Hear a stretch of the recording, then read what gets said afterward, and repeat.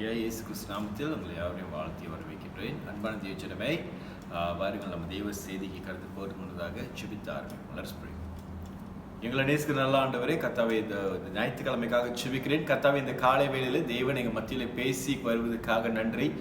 தொடர்ந்து ஆண்டவரே, நாங்கள் இல்லத்தில் இருந்தாலும் தகப்பனுடைய இல்லத்தில் இருக்கிறோம் சொல்லி விசுவாசிக்கிறோம். நாங்களே ஆண்டவரே எங்கே இருக்கிறோமோ அதுதான் தேவனோட ஆலயம் ராஜா. தேவன் இருந்த நாளில் உங்கள் பிள்ளைகளோட பேச வேண்டும். எங்கள் வாழ்க்கையில கனி கொடுக்காத கிளைகளை வெட்டி வீசும். நாங்கள் கனி கொடுக்கும் மரமாக இருக்க வேண்டும், நல்லா செழிப்பாக வளர வேண்டும் ஆண்டவரே. தேவன் தொடர்ந்து எங்களோடு பேசும். இயேசு கிறிஸ்து நாமத்தில் நல்ல பிதாவே, ஆமென். ஹல்லேலூயா. இயேசு கிறிஸ்து நாமத்தில் மறுபடியும் உங்களை வாழ்த்தி வரவேற்கின்றேன். அன்பான தேவஜனமே, இந்த காலை வேளையில் நம்ம ஜெரமையாவை குறித்து நம்ம பார்க்க இருக்கிறோம். ஆனால் அதுக்கு முன்பதாக ஒரு காரியத்தை சொல்லி நான் ஆரம்பிக்க ஆசைப்படுகிறேன். இன்னைக்கு ஒவ்வொரு மனுஷனுடைய அவனுடைய வாழ்க்கையில சொகுசான காரியங்கள், அதாவது அவனுக்கு கஷ்டப்படுத்தாத ஒரு காரியத்துல ஈடுபடுவதற்கு அவனுக்கு ரொம்ப பிடிக்கும் இல்லைங்களா? ஒரு மனுஷனுடைய இயல்பாக அவன் மனுஷனுடைய ஒரு குணாதிசயமே அது தானே. யாருக்குமே பிரச்சனை பிடிக்காது. யாருக்குமே ஒரு கஷ்டமான காலம் இல்லை ஒரு கஷ்டமான சூழ்நிலை என்று சொன்னால் யாருக்குமே பிடிக்காது. அப்படி இருக்கும் பொழுது இன்னைக்கு உள்ள தலைப்பு நான் தேவனிடம் ஜெபித்து கேட்கும் பொழுது தேவன் கொடுத்த ஒரு தலைப்பு, come out of your comfort zone என்று சொல்லி கொடுத்தார்.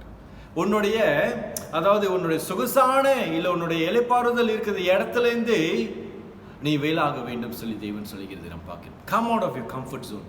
தமிழ்ல அது சரியான வார்த்தையான தெரியவில்லை. ஆனால் எனக்கு பொறுத்த வரைக்கும் சொகுசாக, அதாவது என்னுடைய பிரச்சனை இல்லாத ஒரு சூழ்நிலை, ஒரு வட்டத்துக்குள்ளாக நான் இருப்பது, அந்த வட்டத்திலிருந்து தேவன் என்னை வேலாக சொல்லுகிறது நாம் பார்க்கிறோம். இன்னைக்கு ஒவ்வொரு கிறிஸ்தவரிடம் தேவன் எதிர்பார்ப்பது to come out of the comfort zone. உங்களுடைய அந்த இளைப்பாறுதல், அந்த அந்த அந்த சொகுசான வாழ்க்கையிலிருந்து, அந்த வட்டத்திலிருந்து வேலாக வேண்டும் சொல்லி இன்னைக்கு தேவன் அந்த வார்த்தையை கொடுக்கிறது நாம் பார்க்கிறோம். அன்பான தேவஜனமே, இன்னைக்கு ஜெரமையாவை குறித்து நம்ம பார்க்கும் பொழுது இவர் யாரு சொல்லி கேட்டீங்கன்னாக்கா, அவர் ஒரு போதகரோட மகன். He was the son of a priest. சரிங்களா? ஒரு போதகரோட மகன். இவன் வாழ்க்கையில் நிச்சயமாக தேவனுடைய வார்த்தையை எப்பயுமே கேட்டு தியானம் பண்ணியிருப்பான் இல்லைங்களா? தகப்பன் ஒரு போதகராக இருப்பதனால் அவங்க தகப்பன் போதிப்பதை கேட்டிருப்பான், சபையிலே வளர்ந்திருப்பான் இல்லைங்களா? அவனுடைய வாழ்க்கை நிச்சயமாக எப்பயுமே தேவனை பிரதிபலிக்கிற ஒரு வாழ்க்கையை தான் அவங்க தகப்பன் அவனுக்கு கற்றுக் கொடுத்து வந்திருப்பார் இல்லைங்களா? ஆனால் இந்த ஜெரமையாவை குறித்து சொல்லும் பொழுது நீங்க சில பைபிள்ஸ்ல பார்த்தீங்கன்னா முன்னுக்கு இன்ட்ரடக்ஷன் கொடுத்துருப்பாங்க அந்த ப்ராஃபட்டை பத்தி. ஸோ இவரை பத்தி சொல்ல போனாக்கா, he was known as one of the weeping prophet. Weeping ப்ராஃபட்னாக்கா ஒரு அழுந்து கொண்டிருந்த ஒரு தீர்க்கதரிசியாக காணப்படுகிறார். அழுகிற ஒரு தீர்க்கதரிசி, வீப்பிங் ப்ராஃபட். ஏன் பாஸ்டர், ஏன் இந்த மாதிரி ஒரு பேர் அவருக்கு? அவர் அழுவு மூஞ்சோ சும்மா அழுதுகிட்டே இருப்பார் போல. சில பேர் இருக்காங்களா, தொட்டாச்சிலிங்கின்னுவாங்களே, அந்த மாதிரி அழுதுகிட்டே இருப்பார் போல. தொட்டதுக்கலாம் இல்லைங்க, ஆக்சுவலி நோ. ஏன் இவருக்கு இப்படிப்பட்ட ஒரு தலைப்பு, அவருக்கு ஒரு பேர் கொடுக்கப்பட்டுச்சுன்னா அந்த வீப்பிங் ப்ராஃபட் சொல்லி? அவருடைய காலத்துல ஜெரமையாக்கு தேவன் தீர்க்க தரிசனமான கொடுத்த வார்த்தைகள்லாம் பயங்கரமாக இருந்தது. சரிங்களா? ஜெரமையாக்கு வந்த வார்த்தைகளை பார்த்தீங்கன்னாக்கா, ஒரு தேசத்துக்கு அழிவை கொண்டு வருவதும், இல்லை ஒரு ராஜாவுடைய வாழ்க்கையில் அழிவு வரப்போகிறது, இல்லை மனுஷர்கள் அழிய போகிறார்கள் சொல்லி இப்படிப்பட்ட தீர்க்கதரிசனமான வார்த்தைகள் தான் ஜெரமையாக்கு வந்து கொண்டே இருந்தது. தேவன் கொடுத்த ஒவ்வொரு வாக்குத்தத்தமான வார்த்தைகள், ஒவ்வொரு தீர்க்கதரிசனமான வார்த்தைகளை பார்த்தீங்கன்னாக்கா அப்படிப்பட்ட வார்த்தைகளாக இருந்தது. அப்போ அவருக்கு அந்த தினத்தை பார்க்கும் பொழுது, தேவன் இப்படிப்பட்ட வார்த்தையை கொடுக்கும் பொழுது அவரோட மனதுருகி அவர் செவித்து அழுந்து செபிக்கிறது நாம் பார்க்கிறோம். அதனாலதான் அவருக்கு அந்த வீப்பிங் ப்ராஃபட் ஒரு பேர் வருகிறது நாம் பார்க்கிறோம். சரிங்களா? ஆனால் இந்த ஜெரமையாவுடைய அவருடைய அந்த ஊழியத்துக்கு அளிக்கப்படுற நாட்களை குறித்து நான் பேச இருக்கிறேன்.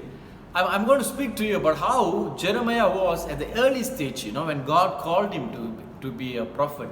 அவர் 1வது வசனத்திலிருந்து 1வது அதிகாரத்திலிருந்து வாசி வந்தால், ஜெரமையா 1வது அதிகாரம் 1வது வசனத்துல 4வது வசனம் வரைக்கும் வாசிச்சிங்கனாக்கா, ஜெரமையாவை குறித்து அவருடைய இஸ்திரி, மேபி அவங்க அப்பா குறித்துலாம் போட்டிருக்கோம், யாரோட மகன்லாம் சொல்லி போட்டிருக்கோம். சரிங்களா? அவங்க அப்பா பேர் எலக்கியான்னு சொல்லலாம் போட்டிருக்கோம். ஸோ இப்படிப்பட்ட காரியங்களை நம்ம வாசித்து வந்த பிறகு 5வது வசனத்துக்கு வரும் பொழுது அங்கே நம்ம பார்க்கிறோம், தேவனுடைய வார்த்தை ஜெரமையா கிட்ட வருகிறது. என்ன வருகிறதுன்னு பார்த்தீங்கன்னாக்கா, நீ தாயின் கருவில உண்டாக்குறதுக்கு முன்னே உன்னை தெரிந்து கொண்டேன்னு சொல்லி தேவன் சொல்லுகிறது நாம் பார்க்கிறோம். ஜெரமையா பார்த்தீங்கன்னாக்கா, அவன் அழிக்கப்படும் பொழுது, ஊழியத்துக்குண்டு அழிக்கப்படும் பொழுது அவன் ஒரு சிறு பையனாக இருந்தான். He was just a young boy, not a small boy, a young man. சரிங்களா? ஒரு யங் மேனுக்குள்ள வாழ்க்கையில பார்த்தீங்கன்னாக்கா அவனுக்கு வந்துட்டு ஒரு அஷூரன்ஸ் இருக்காது.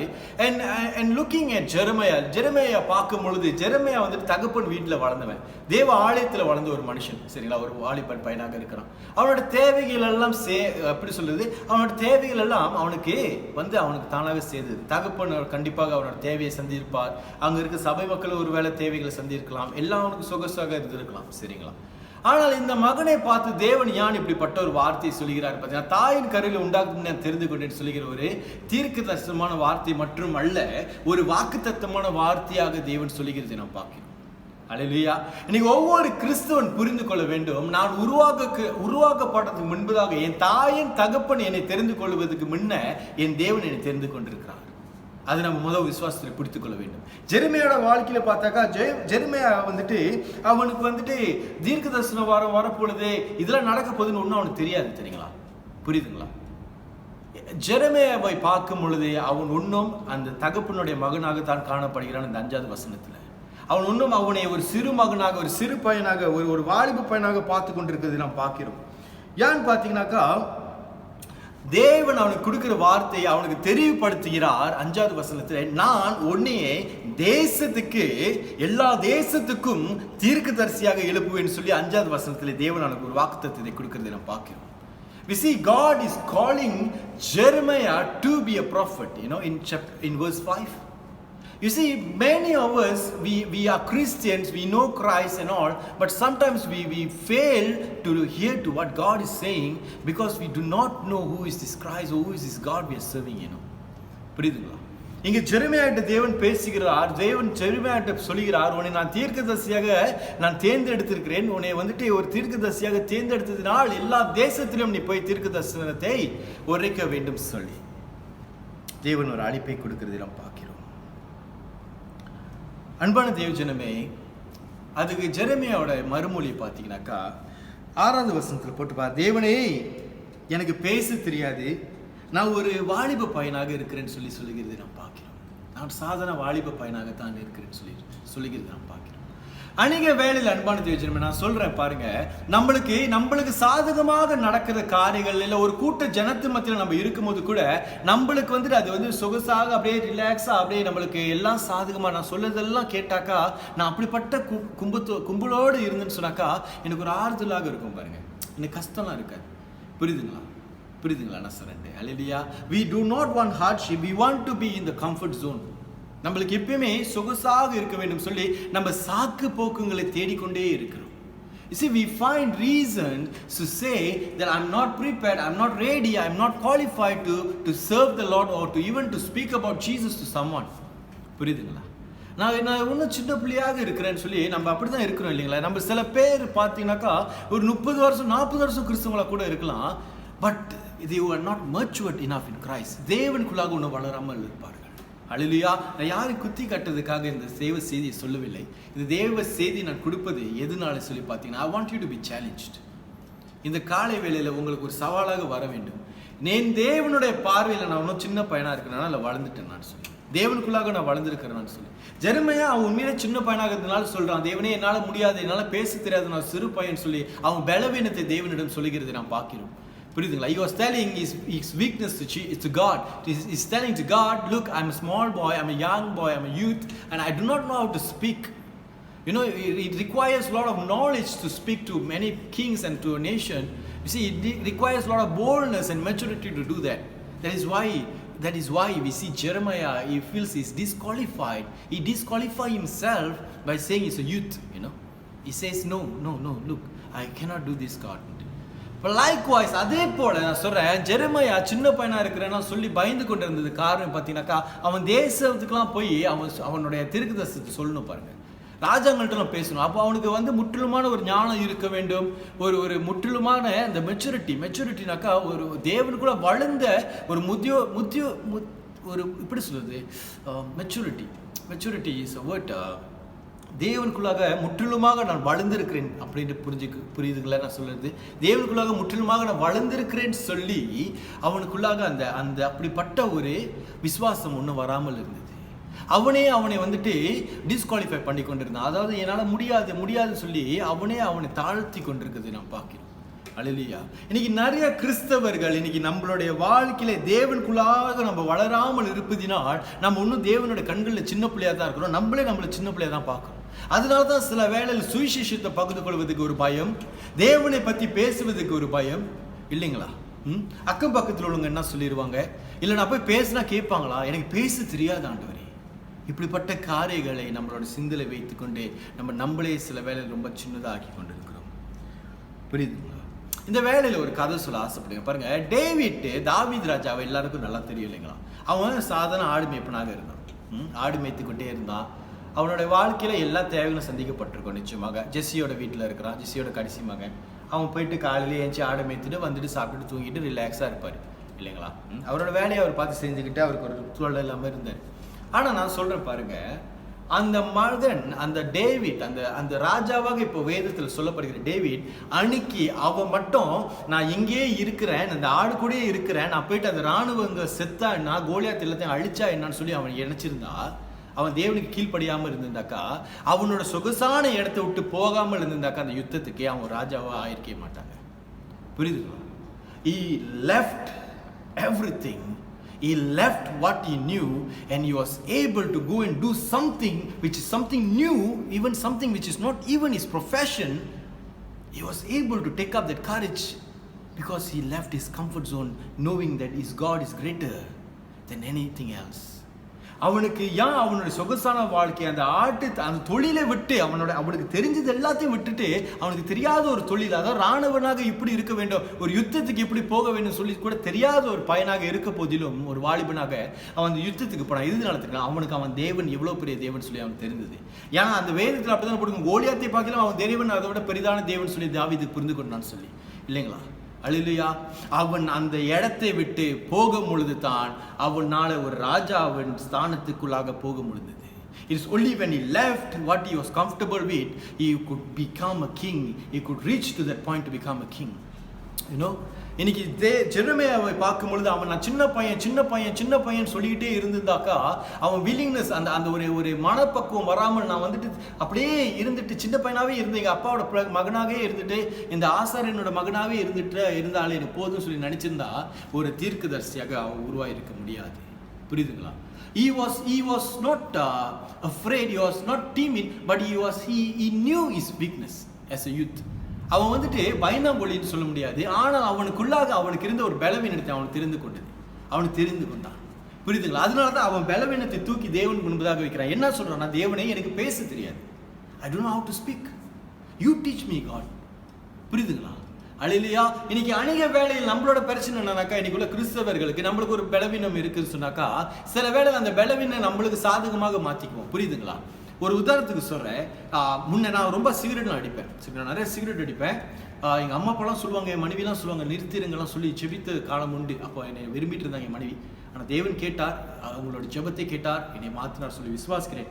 ஏன் இது சொல்கிறேன்னு பார்த்தீங்கன்னா, ஒவ்வொரு முறை என்கிட்ட வந்து சொல்லும் பொழுது சிகரெட்டு நிறுத்துன்னு சொல்லும் போது நான் என்ன சொல்லுவேன்னா, எனக்கு ஒரு அதிகமாக ஆத்திரம் வரும், எனக்கு ரொம்ப கோவம் வரும், என்னால் கண்ட்ரோல் பண்ண முடியாது சொல்லுவேன் என் கோவத்தை. அப்போ சிகரெட் அடிச்சாக்கா அப்படியே ரிலாக்ஸ் ஆகிடுவேன்னு சொல்லுவேன். சாக்கு போக்கு சொல்லிக்கொண்டு என்னுடைய பலவீனத்தில் நான் ஒரு சொகுசான ஒரு காரியத்தை I felt comfortable being the way I was. For me, smoking was a bad habit, but I tried to find reasons to tell that smoking is good, because I'll tell I'm angry, I have anger management problem, so when I smoke I feel calm.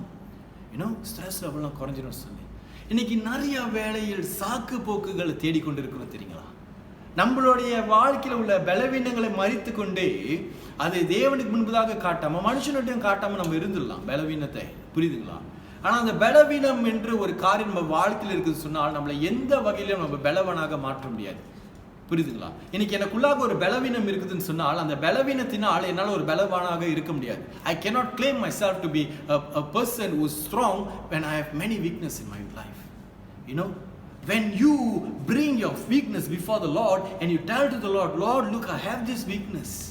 எனக்கு இந்த பிரச்சனை இருக்குது ஆண்டவரே.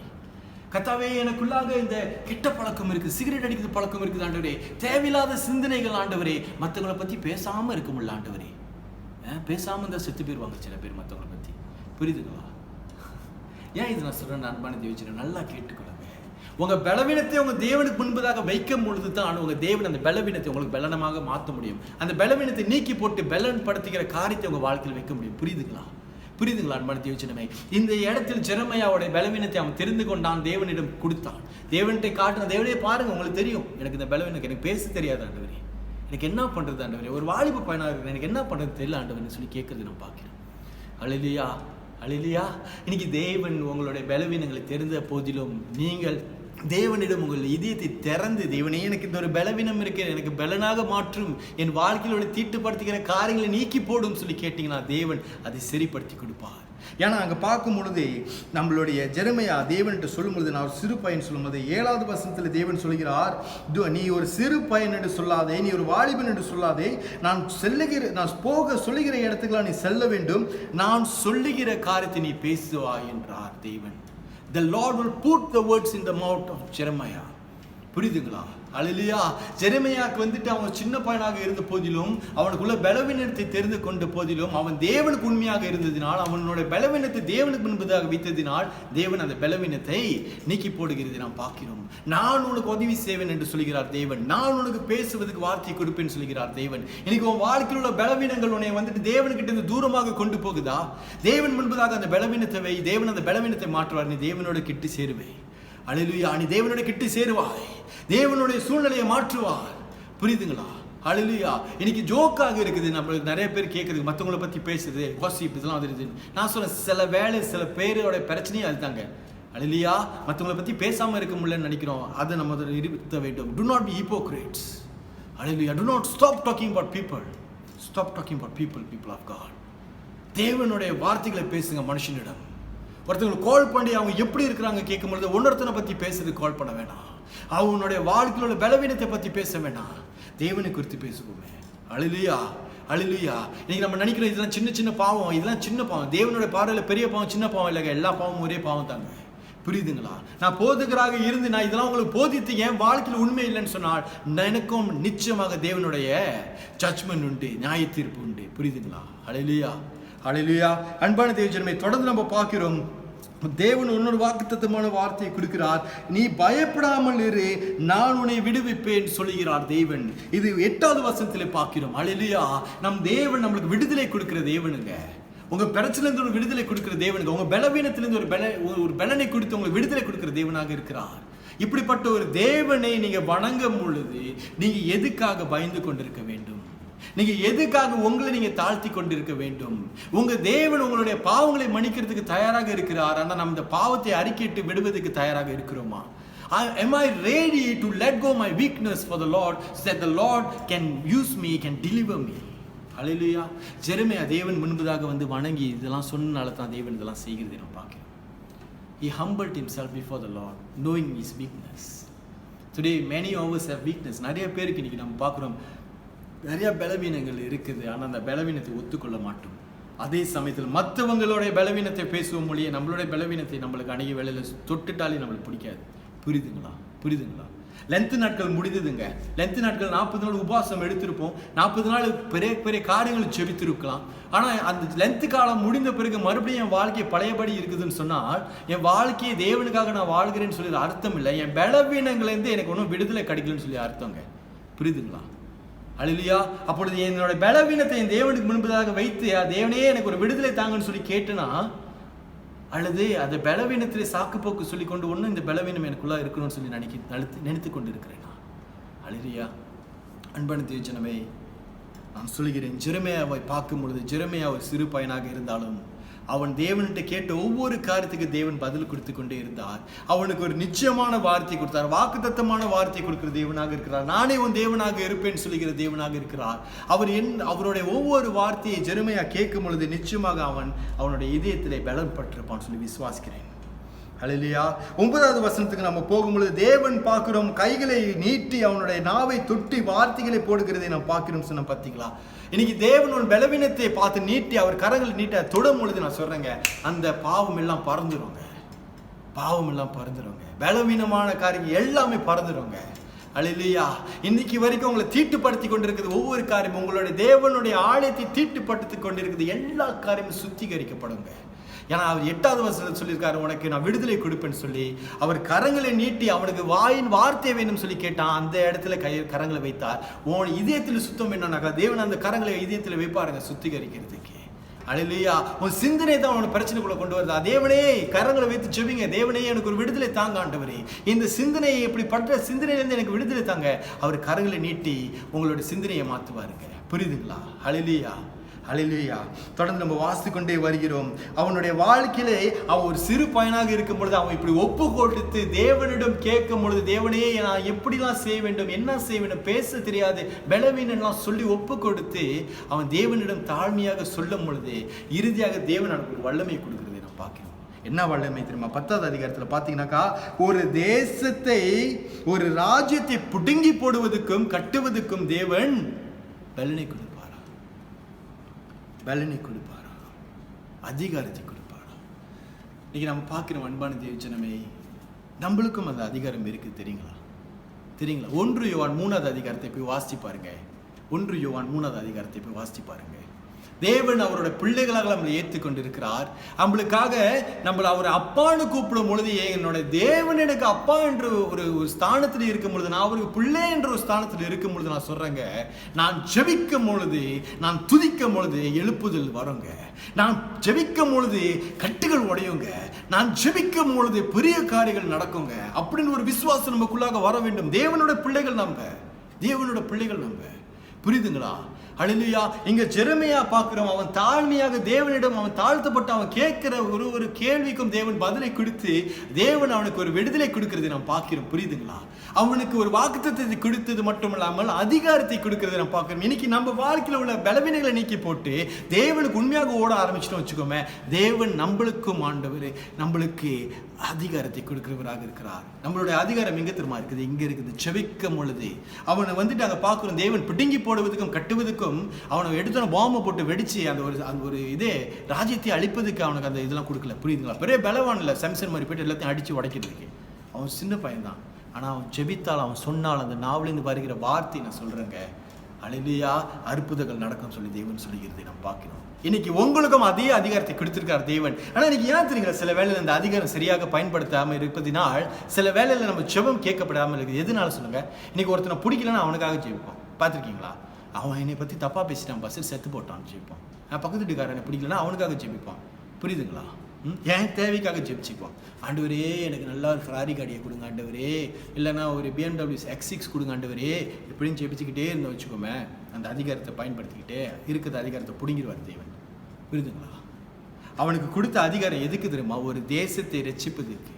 அல்லேலூயா. உங்களோட அதிகாரம், உங்களோட ஜெபம் ஒரு தேசத்தை ரட்சிக்க முடியும், ஒரு தேசத்தை அழித்து போட முடியும் சொல்லி நீங்க புரிந்து கொள்ள வேண்டும் அன்பான தேவஜனமே. அல்லேலூயா.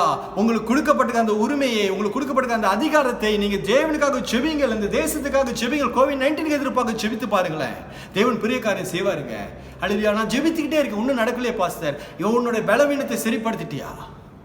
நான் ஜெபித்துக்கிட்டே இருக்கேன், ஒன்றும் நடக்கல பாஸ்டர். உன் வாழ்க்கையில் உள்ள பலவீனங்களை திருத்தி கொள்றதுக்கு நீ முயற்சி எடுத்திருக்கியா? நான் ஜெபித்து கொண்டிருக்கேன், ஒன்றும் நடக்கல. தேவனுடைய பாதத்தில் போய் உட்காந்து தேவனோட பேசி கொண்டிருக்கிறையா? அல்லேலூயா. தேவை உண்டு மட்டுமானால் நம்ம தேவன்கிட்ட பேசுவோமானால், தேவனும் தேவை இல்லாட்டியாலும் தேவை இருக்குதோ நம்மகிட்ட பேச அவசியம் இல்லைங்க. புரியுதுங்களா? அல்லேலூயா. நான் ஒவ்வொரு வாரம் சொல்லி கொண்டு வரேன். ஞாயிற்றுக்கிழமை மனுஷன் பார்க்குறான், பாஸ்டர் பார்க்குறாரு. இல்லை நான் வந்துட்டு போயிட்டு ஃபேஸ்புக்கில் இல்லை யூடியூப்பில் ஒரு லைக் போடலன்னா பாஸ்டருக்கு தெரிஞ்சிடும் நான் ஒன்றும் பார்க்கலன்னு சொல்லி sermon சொல்லி நினச்சி பயந்து கொண்டு இருந்தேனாக்கா அந்த பயத்தில் அர்த்தம் இல்லை. தேவனுக்கு பயப்பட வேண்டுங்க. ஞாயிற்றுக்கிழமை சபை இருக்குதோ இல்லையோ, நான் எழுந்து உட்காந்து யாத்தான் சபை தேவனுடைய வார்த்தையை கேட்டு என் குடும்பத்தை நான் வழி நடத்த வேண்டும் சொல்லி அந்த ஒரு தாகம் வர வேண்டும் நமக்குள்ளாக. அல்லேலூயா, அல்லேலூயா. ஜெரமியா ஒரு சாதாரண ஒரு மனுஷனாக இருந்தான், அவனை ஆண்டவர் உயர்த்துகிறதை நாம் பார்க்கிறோம். பிறகு நம்ம அப்படியே வாசிச்சுக்கொண்டே வந்தால் 11 ராஜ்யத்தில் வாசிச்சுக்கிட்டே வந்தாக்கா அவன் எவ்வளோ ராஜாக்கள் மத்தியில் பேசுவான், தேசங்கள் மத்தியில் பேசுவான், பயங்கரமான காரியங்களை, பயங்கரமான தீர்க்க தரிசனங்களை தேவன் கொடுக்கறதை நாம் பார்க்கிறோம். எதனால தெரியுங்களா? வாலிபனாக இருந்த போதிலும் அவனுடைய வாழ்க்கையை தேவனுக்கு அர்ப்பணித்து அவனோட வாழ்க்கையில் அவன் தாழ்மையை கற்றுக்கொண்டான். தேவன் மட்டுமே அவனுக்கு பலன் கொடுக்க முடியும் சொல்லி அவன் பலவீனத்தை தேவனிடம் சொன்னான், மனுஷனிடம் சொல்லவில்லை. அல்லேலூயா. இன்னைக்கு தேவன்கிட்ட சொல்லுங்க, உங்களோட பலவீனத்தை சொல்லுங்க, உங்களோட வாழ்க்கையில தாழ்மையை காட்டுங்க தேவன் முன்பதாக. தேவன் உங்களுக்கு அதிகாரத்தை கொடுத்திருக்காருல, ஜெபிங்க, பெரிய காரியங்கள் நடக்கும், குடும்ப சூழ்நிலை மாறுங்க. ஜெபிங்க, ஜெபிங்க, தேவன்கிட்ட பேசுங்க.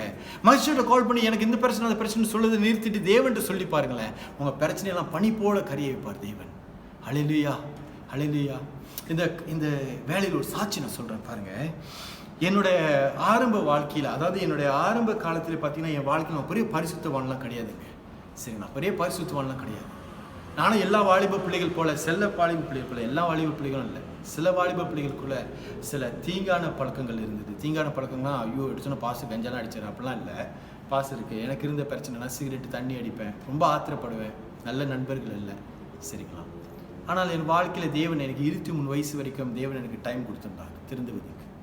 அந்த 23 வயசில் தேவன் என்னை தொட்டார், எல்லாத்தையும் நிறுத்தினேன். புரியுதுங்களா? அல்லேலூயா.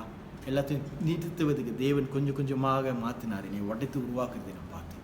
அப்பொழுது நான் ஊழியத்துக்கு போடும் முன்பதாக தேவன்கிட்ட கேள்வி கேட்டேன். தேவனே, உங்களுக்கு என்ன யாருன்னு தெரியுமான்னு கேட்டேன்.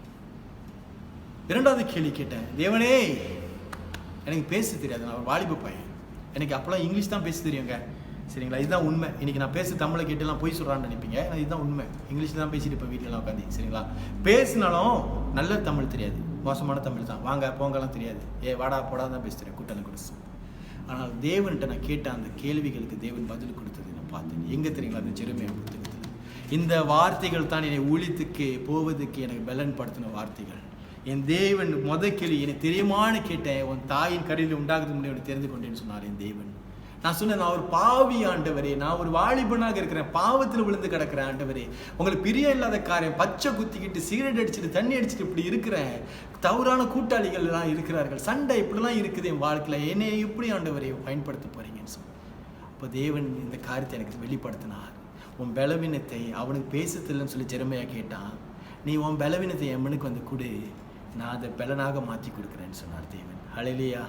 உன் தீங்கான காரியங்களை நீக்கி போடுவேன், உன்னை நான் மாற்றுவேன்னு சொன்னார் தேவன். மாற்றினாருங்க. It was a very hard and painful process for me to change and to come to the Lord. But I have never regretted for opening my heart to the Lord.